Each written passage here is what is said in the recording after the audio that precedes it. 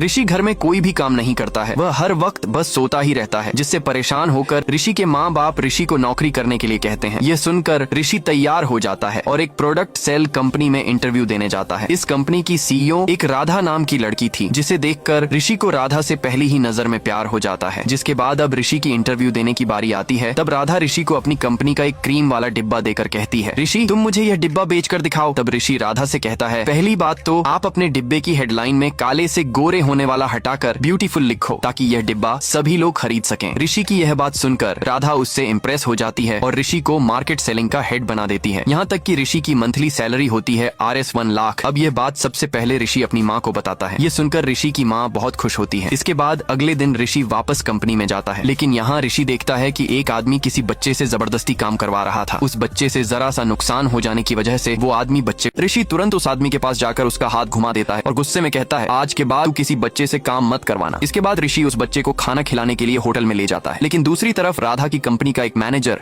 राहुल को ऋषि का ये काम पसंद नहीं आता। वो ऋषि से झगड़ने लगता है। तभी राधा राहुल को समझाती है और कहती है, तुम ऐसे लोगों से मटेरियल मत लो जो बच्चों से काम कराते हैं। धीरे धीरे राधा को ऋषि पसंद आने लगता है और वो पूरा दिन ऋषि के साथ बिताने लगती है। लेकिन जिस कंपनी से मटेरियल लेने से राधा ने मना किया था, असल में वो कंपनी रेड्डी नाम के आदमी की थी। रेड्डी गुस्से में राधा के पिताजी को धमकी देता है और कहता है, तुम्हारी बेटी ने मेरा मटेरियल लेने से मना किया है, इसीलिए अब सोच लो कि क्या करना है। यह सुनकर राधा के पिताजी बहुत नाराज हो जाते हैं और राधा को खरी खोटी सुनाते हैं। इधर दूसरी तरफ रेड्डी का गांव के एक टीचर से झगड़ा हो जाता है। टीचर बच्चों को पढ़ा रहा था और यह बात रेड्डी को बिल्कुल पसंद नहीं आई। उसे डर था कि अगर बच्चे पढ़ लिख जाएंगे तो फिर उसकी मिल में काम कौन करेगा, इसलिए वह टीचर को बेरहमी से जान से मार देता है। इसी बीच राधा अपने फ्रेंड के बर्थडे पर ऋषि को साथ लेकर जाती है। वहाँ ऋषि की मुलाकात राधा की फ्रेंड रानी के पिताजी गोपाल से होती है। गोपाल ऋषि के अच्छे संस्कार और बोलचाल देखकर बहुत खुश हो जाता है। बाद में रात को ऋषि, गोपाल और एक सुमित नाम का लड़का तीनों साथ बैठकर शराब पी रहे होते हैं। तभी गोपाल ऋषि को बताता है, मेरे गांव में रेड्डी नाम के आदमी ने बहुत अत्याचार किए हैं, यहाँ तक कि मैंने गलती से अपने भाई की बेटी की शादी रेड्डी से कर दी थी, इसलिए जब भी मैं रेड्डी के खिलाफ जाने की कोशिश करता हूँ वो मेरी भतीजी को मारने की धमकी देता है। ये सुनकर ऋषि कहता है, रेड्डी आपकी भतीजी का इस्तेमाल कर रहा है, हमें कुछ करना होगा। तब गोपाल ऋषि को बताता है, मैं एक फैक्ट्री खोल रहा हूँ। अब एक दिन राधा अकेले में ऋषि से अपने दिल की बात कह देती है, ऋषि मैं तुमसे प्यार करती हूँ। जिसके बाद राधा के पिताजी ऋषि और राधा की एंगेजमेंट की पार्टी रखते हैं। लेकिन यहाँ राधा के पिताजी अचानक राधा की एंगेजमेंट राहुल से करा देते हैं। ये देखकर ऋषि और राधा को बहुत बुरा लगता है। यहाँ तक कि राधा के पिताजी ऋषि को कुछ गुंडों से पिटवाने वाले थे। लेकिन तभी वहाँ एक कार आती है और उसमें से एक आदमी निकलकर ऋषि से कहता है, तुम्हारे पिताजी अब नहीं रहे। ये सुनकर ऋषि हैरान रह जाता है और कहता है, ये कैसा मजाक है, मेरे पिताजी तो यही मेरे सामने खड़े हैं। तभी ऋषि की माँ ऋषि से कहती है, तुम हमारे बच्चे नहीं हो, हमने तो केवल तुम्हारी परवरिश की है। असल में तुम्हारे पिताजी का नाम तो महाकालेश्वर था। जो आदमी ऋषि को लेने गाड़ी से आया है वो ऋषि के चाचा है। वो राधा के पिताजी को धमकी देकर जाते हैं। तब ऋषि के चाचा रास्ते में रुककर ऋषि को बताते हैं, असल में तुम्हारे पिताजी इस गांव के MLA थे और जब भी गांव में कुछ गलत होता था तुम्हारे पिताजी तुरंत इंसाफ करते थे। लेकिन एक बार कुछ लोगों ने गांव की एक लड़की के साथ वो बाला काम कर दिया था। तब तुम्हारे पिताजी महाकालेश्वर ने उन गलत काम करने वाले सभी लोगों का सर धड़ से अलग कर दिया। अब ऋषि अपने दोस्त सुधा के साथ गांव घूमने के लिए जाता है। लेकिन यहाँ रेड्डी के गुंडे ऋषि को अजीब तरीके से घूर रहे थे, क्योंकि रेड्डी के गुंडों को पता चल चुका था कि ऋषि ही महाकालेश्वर का बेटा है। जिसके बाद दूसरी तरफ एक आदमी गांव की चली आ रही प्रथा के अनुसार ऋषि के पास अपनी बेटी का नामकरण करवाने के लिए आता है। तब ऋषि इस बच्ची का नाम चित्रपवती रख देता है। दूसरी तरफ ऋषि का दोस्त सुधा राधा को कॉल करके कहता है, ऋषि तुम्हें याद कर रहा है और इस समय ऋषि बहुत दुखी है। ये सुनकर राधा तुरंत ऋषि के गांव आ जाती है। लेकिन यहाँ राधा को बहुत प्यास लग जाती है, इसलिए वो यहाँ पर पानी ढूंढने लगती है। तब यह देखकर एक छोटी बच्ची राधा को हैंड पंप के पास ले जाकर पानी पिलवाती है और फिर थोड़ी देर बाद राधा रानी के घर पहुँच जाती है। राधा को देखकर ऋषि बहुत खुश हो जाता है। लेकिन वहीं रेड्डी के गुंडों की नजर केवल ऋषि पर ही थी। जिसके बाद गांव के पंडित जी भोलेनाथ की शिवलिंग का अभिषेक करने के लिए गांव वालों से दूध मांग रहे थे। लेकिन रेड्डी की वजह से पंडित जी को कोई दूध नहीं दे रहा था। तब यह देखकर ऋषि और उसका दोस्त सुधा दोनों मिलकर दूध लेकर मंदिर जाते हैं। तब वहाँ पंडित जी ऋषि से ही शिवलिंग का अभिषेक करवाते हैं।